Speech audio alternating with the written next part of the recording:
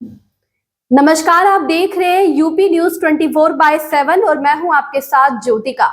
आइए रुक करते हैं कुछ बड़ी खबरों की ओर। 22 अप्रैल को कश्मीर में 26 से ज्यादा लोगों की जान वाले हुए आतंकवादी हमले के बाद जिस तरह सरकार में उच्च स्तर पर बैठकों का दौर चल रहा था, तो लोग सोच रहे थे कि मंत्रिमंडल की बैठक के बाद उन्हें पाकिस्तान के खिलाफ उठाए जाने वाले कुछ और कड़े कदमों की जानकारी मिलेगी। लेकिन जब खबर आई कि केंद्र सरकार अब जातीय जनगणना कराएगी, तो पूरा विमर्श ही बदल गया।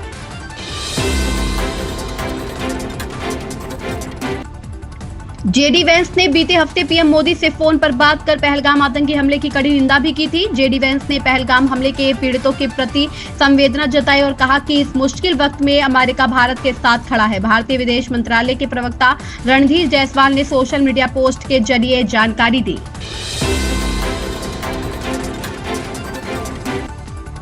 मुख्यमंत्री योगी आदित्यनाथ ने शुक्रवार को अपने सरकारी आवास पर तकनीकी शिक्षा विभाग और व्यावसायिक शिक्षा विभाग की बैठक की और महत्वपूर्ण दिशा निर्देश दिए। मुख्यमंत्री योगी आदित्यनाथ ने प्राविधिक एवं व्यावसायिक शिक्षा में नवाचारों के समावेश एवं व्यवहारिक प्रशिक्षण को सर्वोच्च प्राथमिकता देने की आवश्यकता पर बल दिया है। उन्होंने कहा कि विगत 8 वर्षों में तकनीकी शिक्षा को अधिक सुलभ, गुणवत्तापूर्ण, नवाचारपरक एवं परिणामोन्मुखी बनाने की दिशा में राज्य सरकार द्वारा अनेक ठोस पहले की गई हैं, जिनके उत्साहवर्धक परिणाम दिख रहे हैं। मुख्यमंत्री ने कहा कि गुणवत्तापरक शिक्षा के लिए सभी प्राविधिक संस्थान नैक, एनबीए तथा NIRF मूल्यांकन में प्रतिभाग करें, परंतु आवेदन से पूर्व व्यापार तैयारी अनिवार्य रूप से सुनिश्चित की जाए।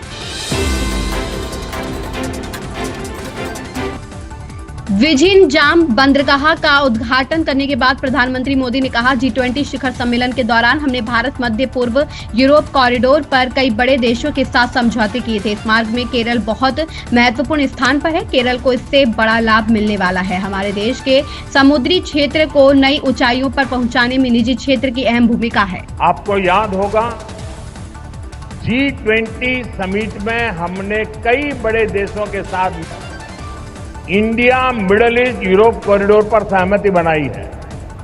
इस रूट पर केरला बहुत महत्वपूर्ण पोजीशन पर है। केरला को इसका बहुत लाभ होने वाला है। നിങ്ങൾക്ക് ഓർമ്മ കാണും, G20 സമ്മിറ്റിൽ നാം വലിയ രാജ്യങ്ങളോടൊപ്പം ചേർന്ന് India middle east Europe corridor എന്ന കാര്യത്തിന് അനുവാദം നേടിയിട്ടുണ്ട്. ഈ റൂട്ടിൽ കേരളം വളരെ മുന്നിലാണ് പ്രവർത്തിക്കുന്നത്. കേരളത്തിന് ഇതിലൂടെ വളരെയധികം ലാഭകരമായ കാര്യങ്ങൾ ഉണ്ടാകും. साथियों, देश के मैरीटाइम सेक्टर को नई ऊंचाई देने में प्राइवेट सेक्टर का भी अहम योगदान है।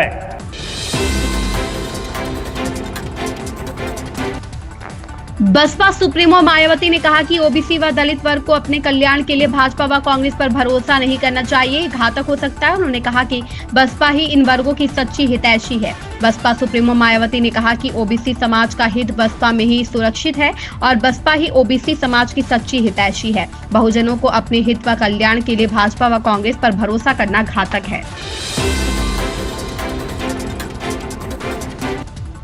सुबह सपा से अलग होकर जाफर नकवी ने राष्ट्रीय क्रांतिकारी समाजवादी पार्टी का गठन किया है। वे इसके राष्ट्रीय अध्यक्ष बनाए गए हैं। आगे पढ़ें और जानें कार्यकारिणी में कौन कौन लोग शामिल हैं। उत्तर प्रदेश में सुबह सपा के अल्पसंख्यक प्रकोष्ठ के पूर्व संगठन मंत्री जाफर नकवी ने राष्ट्रीय क्रांतिकारी समाजवादी पार्टी का गठन किया है।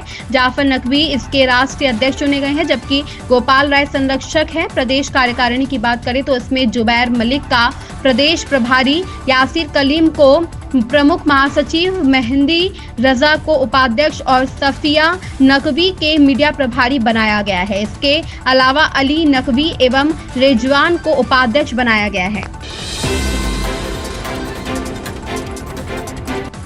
प्रधानमंत्री नरेंद्र मोदी ने शुक्रवार को विझिंजाम अंतर्राष्ट्रीय बंदरगाह का उद्घाटन किया है। बंदरगाह 8 करोड़ 867 करोड़ रुपए की लागत से बना है। बंदरगाह का उद्घाटन करने के बाद पीएम मोदी ने मुख्यमंत्री पिनाराई विजयन को विपक्षी गठबंधन इंडिया का स्तंभ, उन्होंने मंच पर मौजूद कांग्रेस सांसद शशि थरूर को भी संबोधित किया। प्रधानमंत्री नरेंद्र मोदी शुक्रवार को केरल दौरे पर हैं। यहां उन्होंने मुख्यमंत्री पिनरई विजयन और कांग्रेस सांसद शशि थरूर के साथ मंच साझा किया। उन्होंने विझिंजाम बंदरगाह के उद्घाटन समारोह में कहा, मैं सीएम को बताना चाहता हूं कि आप इंडिया गठबंधन के मजबूत स्तंभ हैं। शशि थरूर भी यहां बैठे हैं। आज का कार्यक्रम कई लोगों की नींद में खलल डालने वाला है।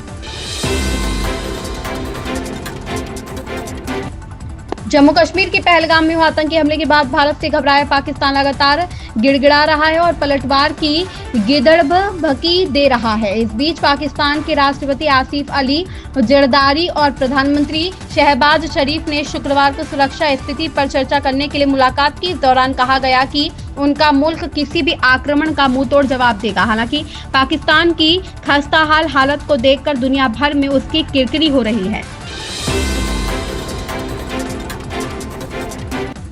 पहलगाम हमले के बाद भारत पाकिस्तान के बीच तनाव काफी ज्यादा बढ़ गया है। इस हमले के बाद भारत सरकार ने कई सख्त कदम उठाए हैं, जिससे पाकिस्तान तिरमिला उठा है। भारतीय संगीत, खासकर बॉलीवुड के गाने लंबे समय से पाकिस्तान में रेडियो और घरों में गूंजते रहे हैं। भारतीय गाने वहां के लोगों के लिए मनोरंजन का बड़ा साधन थे, लेकिन जम्मू कश्मीर के पहलगाम में हुए भयानक आतंकी हमले ने भारत और पाकिस्तान के बीच तनाव को फिर से बढ़ा दिया है। इस तनाव के बीच पाकिस्तान ने अपने रेडियो स्टेशनों से भारतीय गानों को पूरी तरह हटाने का फैसला किया है। अधिकारियों ने बताया कि आयुष्मान योजना में एलोपैथी की तरह आयुष पद्धति से इलाज को भी शामिल किया जाना चाहिए। इसमें दवाई, अस्पताल में भर्ती रहने सहित दूसरे खर्चों का पूर्ण भुगतान होना चाहिए, जबकि अभी ऐसा नहीं होता। कोरोना महामारी के बाद तेजी से बढ़े आयुष पद्धति से इलाज को आयुष्मान योजना में शामिल करने की मांग उठी है। दिल्ली एनसीआर में आज सुबह आंधी तूफान के साथ भारी बारिश हुई, जिसके कारण कई पेड़ उखड़ गए और भारी जलभराव हो गया। दिल्ली एनसीआर समेत उत्तर भारत के कई हिस्सों में आज सुबह मौसम का मिजाज बदल गया। तेज आंधी तूफान और भारी बारिश से जनजीवन अस्त व्यस्त हो गया। वहीं भीषण गर्मी से परेशान दिल्ली एनसीआर में बारिश ने लोगों को राहत दी। दिल्ली, नोएडा और गाजियाबाद के कई हिस्सों में आंधी तूफान के चलते पेड़ और बिजली के खंभे गिर गए।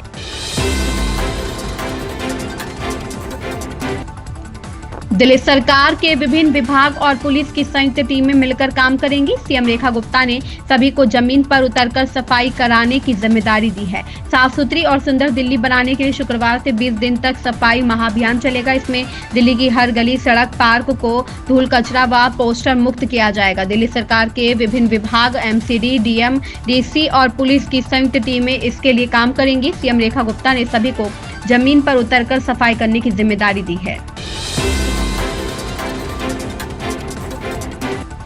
विधानसभा अध्यक्ष यूटी खादर को कथित तौर पर धमकी भरे फोन आने का मामला सामने आने के बाद सीएम सिद्धारमैया ने कहा कि मुझे भी धमकी भरे फोन आते हैं तो मैं क्या करूं। हमने पुलिस को सूचित कर दिया है। पुलिस से कहा है कि वह धमकी भरे फोन करने वालों का पता लगाएं और उनके खिलाफ कार्रवाई करें। कर्नाटक के सीएम सिद्धारमैया को भी फोन पर धमकियां मिल रही है। विधानसभा अध्यक्ष यूटी खादर को धमकी भरे फोन आने का मामला सामने आने के बाद सीएम सिद्धारमैया ने ये खुलासा किया है। उन्होंने कहा कि मुझे भी धमकी भरे कॉल आए हैं। मैंने पुलिस से इसके पीछे वालों का पता लगाने और उनके खिलाफ कार्रवाई करने को कहा है।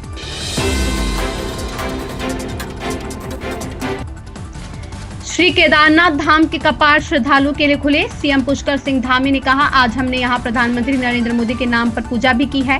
आज आतंकवाद और अलगाववाद जैसे मुद्दे जो हमारे सामने हैं, बाबा हमारे प्रधानमंत्री को शक्ति देंगे और पहलगाम में ऐसी घटना करने वाले दुश्मनों, राक्षसों का खात्मा होगा। उनसे भेंट करता हूँ तब तो हमेशा मुझे बाबा केदार के प्रांगण में हो रहे कामों की, विकास के कामों की हमेशा जानकारी लेते हैं। मैं आदरणीय प्रधानमंत्री जी का भी धन्यवाद करता हूं। आज हमने उनके नाम से भी यहाँ पर पूजा की है। पहले ही पूजा है। देश पर तमाम प्रकार की जो आज हमारे सामने आतंकवाद, अलगाववाद ऐसी चीजें खड़ी हैं, बाबा हमारे प्रधानमंत्री जी को शक्ति दें। प्रधानमंत्री नरेंद्र मोदी ने विजिन जाम अंतर्राष्ट्रीय गहरे पानी के बहुउद्देशीय बंदरगाह का उद्घाटन किया। इस दौरान राज्य के मुख्यमंत्री पिनाराई विजयन भी मौजूद रहे। केरल की जनता को प्रधानमंत्री नरेंद्र मोदी ने शुक्रवार को 8 करोड़ 900 रुपए की सौगात दी। इस दौरान उन्होंने हजारों करोड़ों की लागत से निर्मित Vizhinjam international deep water multipurpose seaport को राष्ट्र को समर्पित किया। इस दौरान मुख्यमंत्री पिनराई विजयन भी मौजूद रहे। इन खबरों में बस इतना ही। बने रहिए यूपी न्यूज 24/7 के साथ। अगर आपको ये खबर पसंद आई हो तो हमारे चैनल को लाइक, सब्सक्राइब और शेयर करें और हमें अपनी राय कमेंट में जरूर बताएं।